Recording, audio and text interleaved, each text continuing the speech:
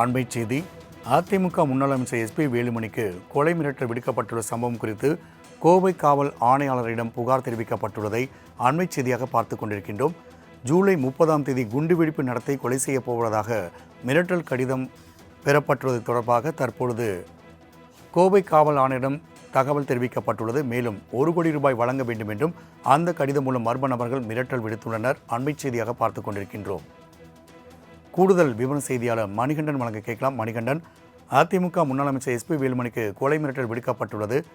மேலும் காலப்பட்டி பகுதியிலிருந்து இந்த கொலை மிரட்டல் கடிதம் வந்துள்ளதாக தெரிவிக்கப்பட்டுள்ளது.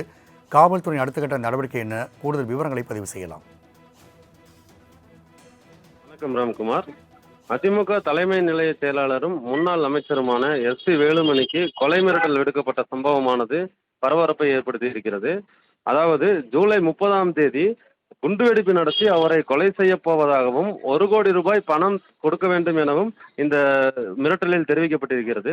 அதாவது கோவை காலப்பட்டி பகுதியிலிருந்து முன்னாள் அமைச்சரான எஸ்பி வேலுமணிக்கு ஒரு கடிதம் ஒன்றை அனுப்பியிருக்கிறார்கள்.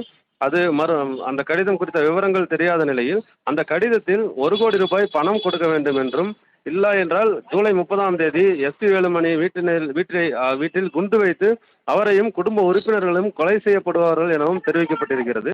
இது தொடர்பாக கோவை புறநகர் மாவட்ட அதிமுக வழக்கறிஞர் பிரிவு செயலாளர் தாமோதரன் தலைமையில் மாவட்ட காவல் ஆணையரிடம் புகார் அளிக்கப்பட்டு இருக்கிறது. இந்த அச்சுறுத்தல் காரணமாக அதிமுக வட்டாரத்தில் பெரும் பரபரப்பு நிலவுகிறது. இந்த மிரட்டல் தொடர்பாக கோவை மாவட்ட காவல் ஆணையர் அலுவலகத்தில் அதிமுக வழக்கறிஞர் பிரிவு செயலாளர் தாமோதரன் மற்ற வழக்கறிஞர்களுடன் இணைந்து புகார் மனுவை அளித்திருக்கிறார். காவல்துறை இந்த மிரட்டல் குறித்து தீவிர விசாரணை நடத்தி மிரட்டல் விடுத்தவர்களை கைது செய்ய வேண்டும் என அந்த மனுவில் தெரிவித்திருக்கிறார்கள். இது தொடர்பாக காவல்துறையினர் தெரிவிக்கையில் முறையாக விசாரணை நடத்தி இந்த சம்பவத்தில் ஈடுபட்டவர்கள் கைது செய்யப்படுவார்கள் என தெரிவித்திருக்கிறார்கள். ராம்குமார், நன்றி.